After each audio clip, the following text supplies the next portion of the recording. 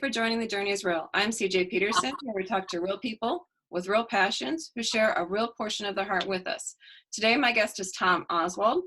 We're going to be talking about his passion, which is, in essence, a journey. His book is regarding 2 feet, which is the weight that he lost was literally 2 feet of his body size. But it's the journey that he really wants to hit it on. The book, what he titled the podcast, because I gave him the option, was Breaking Free from What's Breaking You. Tom, I want to thank you for coming in because I know you have a really busy schedule. You have a business of your own. So I wanted to really, say thank you very much for coming on in, and I appreciate it. You wrote the book 2 Feet, and you said it's a spiritual victory about overeating addiction. Can you share a little bit about that with us? Yeah. So when I wrote the book, I really didn't want to write a book at all. And for years after I lost 160 pounds in 14 months. And the longest short of it was the Lord told me at some point I needed to write a book. Because my point to that was always going to be, there's no need for a book. It's just quit eating junk and exercise and you lose weight. But what I began to realize was it wasn't just the food itself, because anyone can, there are all kinds of diet books out there about how to lose weight. And the bottom line is, it really is just stop eating junk and exercise and you'll lose the weight. But the issue most people have is, I'm addicted to, for me, it was carbohydrates, or I'm addicted to something else. I'm addicted to overspending, or I'm addicted to whatever else. And I can't seem to get out of that, and it's hurting me. Mm-hmm. So the reason I wrote the book was to point people to God, which is ultimately how I got out of the eating addiction that I had. Right. So it was more about whatever the addiction is, that there is an answer out there specifically, and that you found it in God. Absolutely. And I think, yes, it applies to anything. Some people struggle financially and are in debt because they don't know how to stop using a credit card. Some people struggle in their marriage because they don't know how to relate to their husband or their wife. All those kinds of things. And I do believe God is still the answer to all those. Awesome. Can you share a little bit about what your journey was like? Sure. So when growing up, I always had an issue with food. My family, we were big eaters, and it was part of what we did, and it was part of the culture of our family. And it was something in some ways we were kind of proud of, which is not really a great thing to be proud of, but it's what we did. So I never met a buffet that I didn't like. And we always took this personal challenge. It wasn't how much you should eat, how much you want to eat, how much you need to eat. It was all you can eat. So, we kind of took that to heart, and we would go into a buffet and just eat absolutely till you couldn't walk, and walk out of the restaurant. So I learned at an early age that for me, and this is the part of the book that really got real for me, was I learned at an early age the emotional part of why to eat. So eat if you're happy, eat if you're sad, eat if you're bored, eat because it's time to eat. All those things I started doing. And so food kind of became my emotional crutch when I went through anything hard I wanted to eat. And so instead of it being food just is just fuel for your body, to you is basically fuel for your soul. Absolutely. That's a really good way to put it. And I wish I'd had that line before I wrote the book, because it'd be in there. Thank you. But that's absolutely true. And I think it's that way for any addiction that you're in. It's not just because we all need certain things. We need to spend money. You need to do all those things to live. It's when you get in trouble. It was the same thing for me. So as I got into a hard place in my life, I would turn to food for comfort. So if I had a bad day at school, if I didn't have a girlfriend growing up. That was not something I dealt with. But if there were an emotional thing going on with our family, or when I got to college, if I went on a date and it went bad or whatever, food was where I turned. Mm-hmm. So and when you're 18 years old and you're doing heavy physical activity every day, it doesn't show up as much as it does when you're 25 or 26, 27 years old, and that physical activity starts to slow down. Of course, because you're running it all off. Right, exactly. And your metabolism is that much better or low or faster, or whatever the right word is, when you're 20 years old than it is when you're 40. So if you don't change the way that you're eating, as your body's slowing down, then you're going to find yourself in trouble. Absolutely. Well, and it really becomes what you said. If you're eating because your body needs fuel, so you're eating fuel for your body, that's one thing. That's like putting gas in your car, because the gas tank is empty and I need to put gas in it so I can drive the car. But what I was doing is basically kind of like putting a whole bunch of gas in the bed of my truck just because I needed it, and all I did was weigh down the truck. and it wasn't something that I could use for fuel. So, of course, over time, the weight started to pack on. Right. So, So at what point did you realize that you were in serious trouble? it's a good question. Probably several years after I was in serious trouble, because I always felt like my weight issue was not really that big a deal. Hmm. So I'm 260 pounds and I should be 200 pounds. Well, it's only 60 pounds. It's really not that big a deal. I'm just going through something. I need to just exercise a little more and everything will be okay. And Hmm. so then if I've been married, I'm on my second marriage. So my first marriage obviously ended in divorce. And when I had struggles with my ex-wife, then instead of doing something to resolve those, I ate. And so I guess it's probably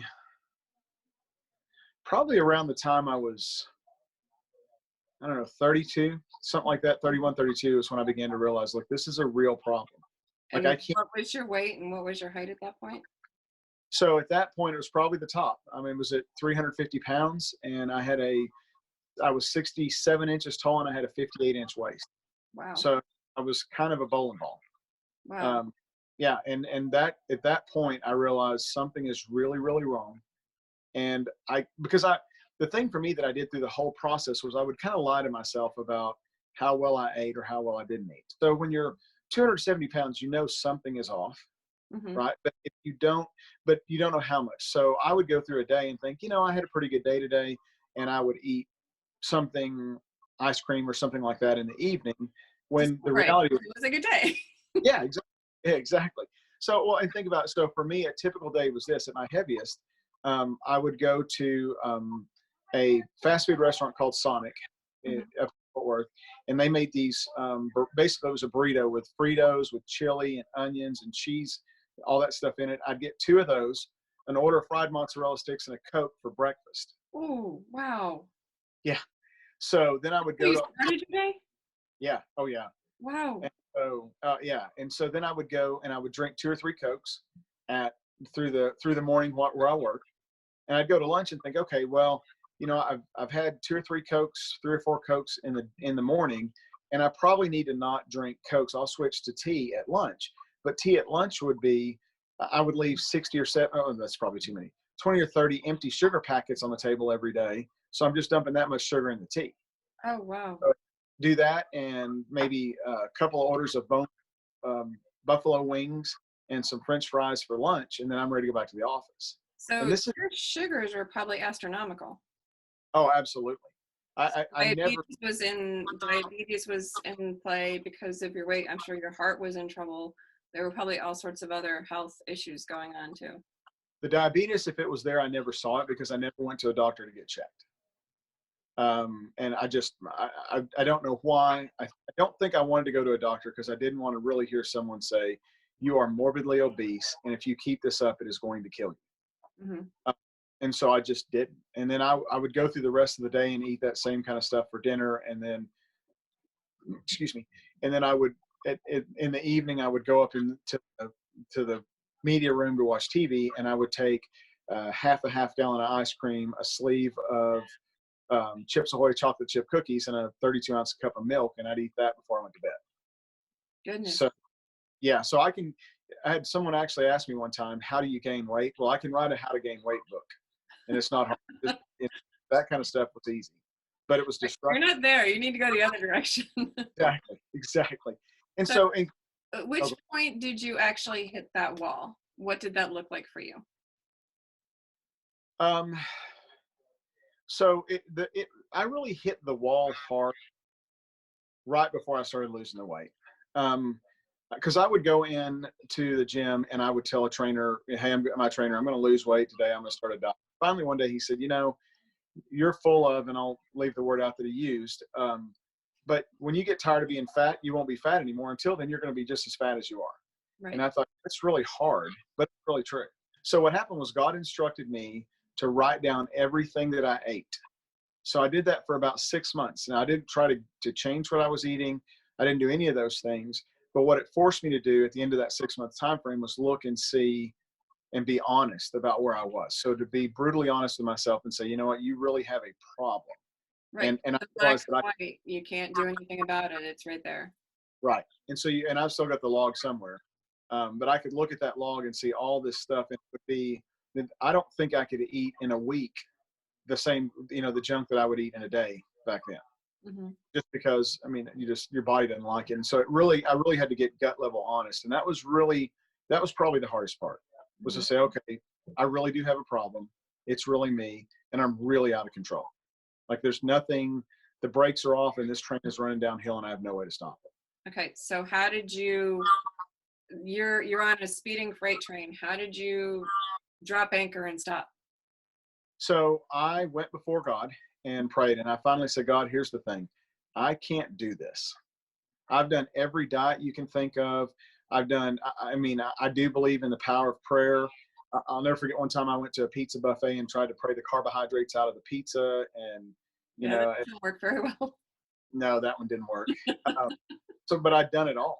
I mean, every kind of, my dieting days were before South Beach came out, or before it became a big thing. But most of the other major diets I tried, Hmm. and I just didn't do them. So I just got down on my knees one night before God, and I'd taken communion and said, God, I just can't do this. If you don't fix it, if you don't help me fix this, I'm going to be fat and die. Hmm. So that was probably the moment that everything really started to change. Okay. So How did you slowly climb out of that hole then? I just I knew from several years before that my problem was carbohydrates, and I knew I was addicted to them. I didn't have a beer gut. I never drank in college. I never drank in high school or in my young adult life. But I had a pizza gut. I ate bread and sugar and all that. That's my And so weakness too. I understand completely. right. And so what I did was I sat down after I prayed. I decided, okay, it's time for me to do the Atkins diet. And Hmm. I don't think that that's the be all end all diet for anyone. It's what worked for me, but I don't think it's I think all kinds of diet. And I decided it was time. And so I started. Hmm. So I went on a business trip to Peoria, Illinois. And the first night I was there, had no carbohydrates, and I went into carbohydrate withdrawal in the hotel room. Now, I wouldn't want to insult anyone by having someone think that I'm trying to compare what I went through to what someone does when they come off of drugs or alcohol or something, because mine is certainly nothing that severe.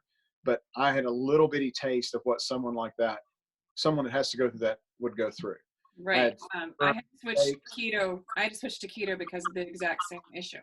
Yeah, I carbs is my thing. I had yeah, chocolate. I can set that aside and walk away.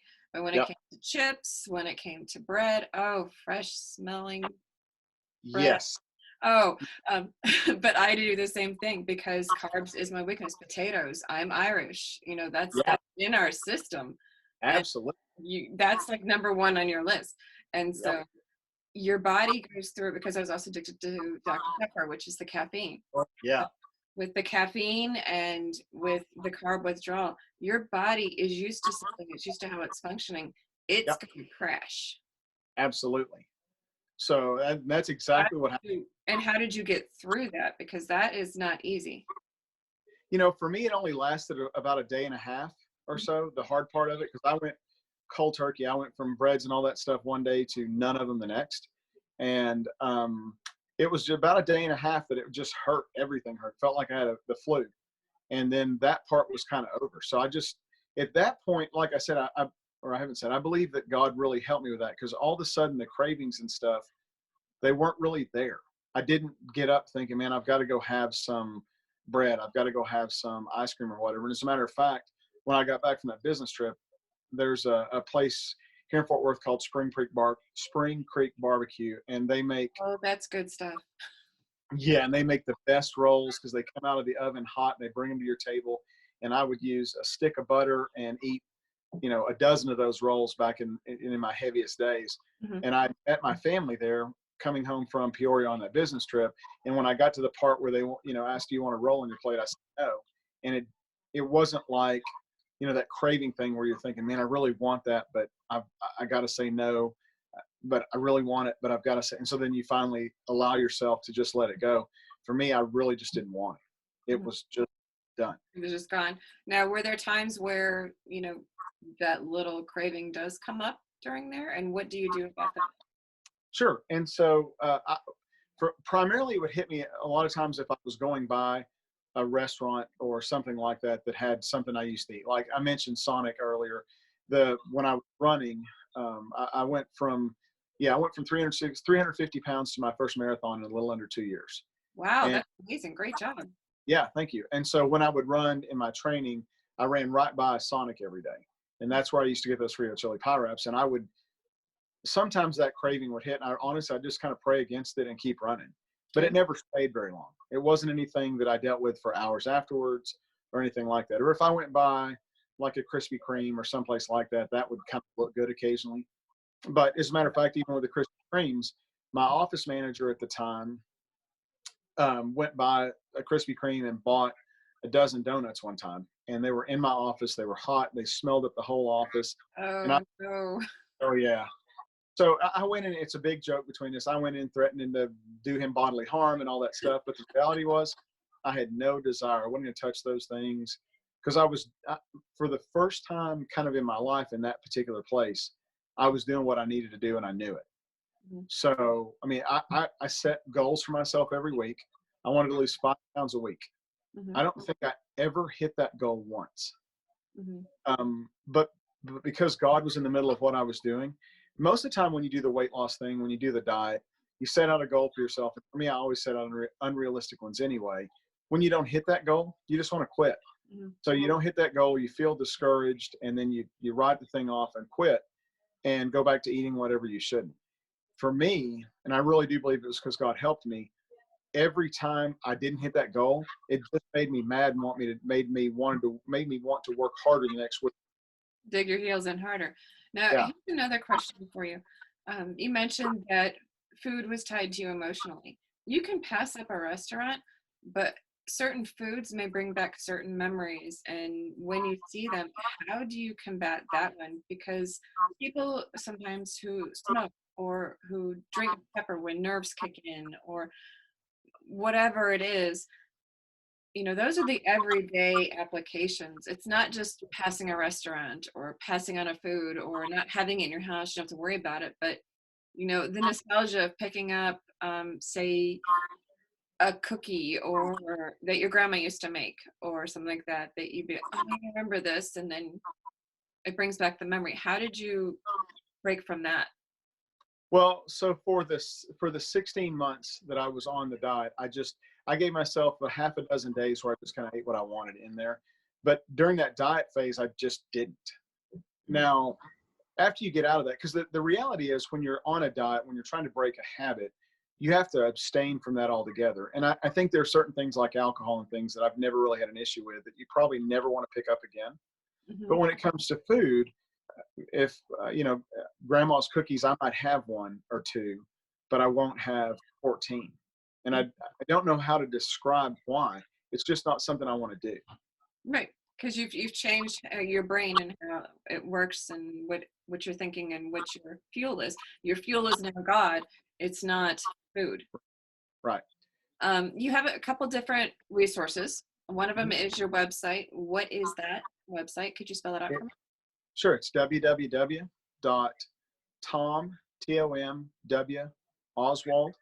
OSWALD.com. Okay. Another one is you have a Facebook page group that has a rather large following. Can you explain what the opinion of the Minion is? Yeah, so I started the opinion of the Minion several years ago, just as kind of my place to rant about whatever. And what I wanted to do was have a space that I could say whatever I wanted without doing it on Facebook where all your friends have to read an opinion that they don't really want to read anyway. Mm-hmm. So I set this up and said, hey, I'm going to have my rants over here. And if you want to read them, then you can become you can like my page or whatever. And then you can read them if you want to or don't if you don't. But then I'm not putting that in front of my friends every day if they don't want to hear it.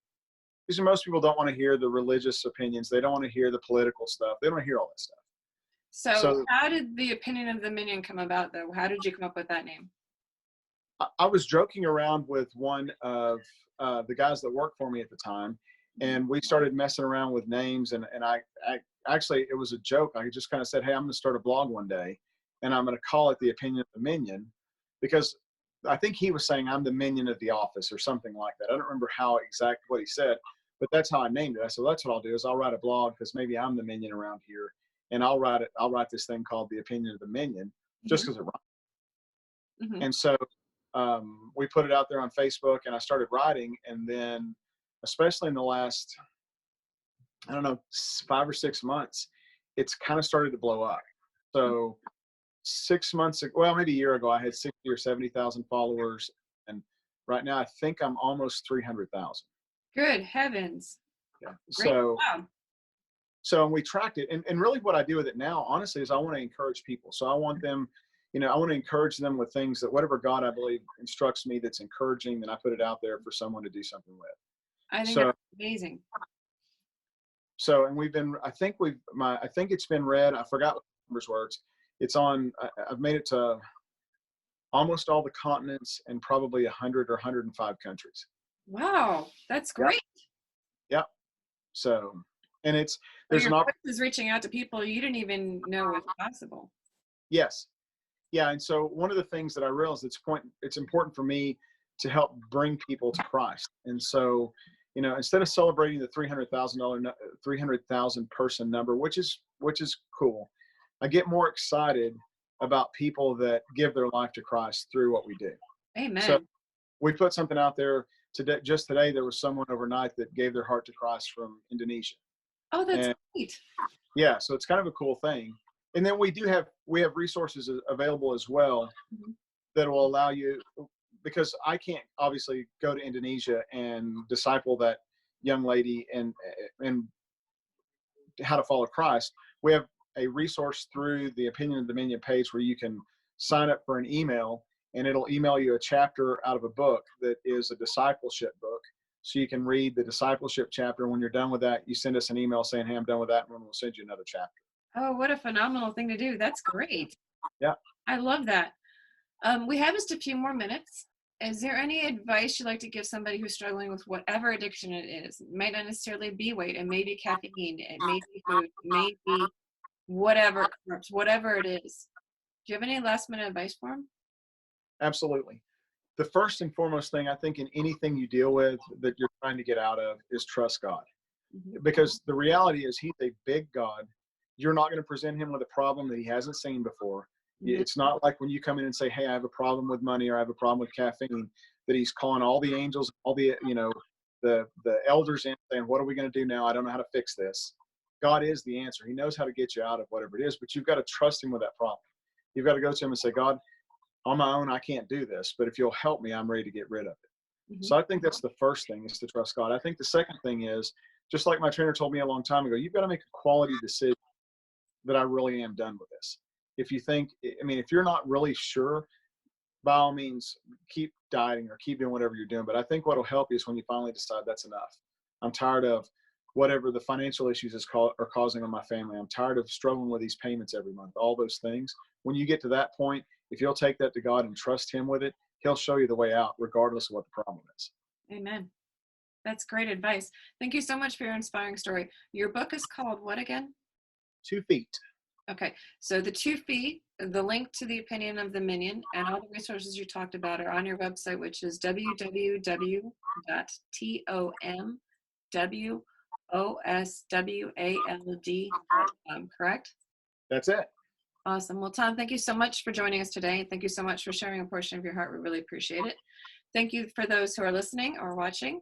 Thank you for joining The Journey is Real, where we talk to real people with real passions who share a real portion of their heart. I'm CJ Peterson with CJPetersonWrites.com. Until next time.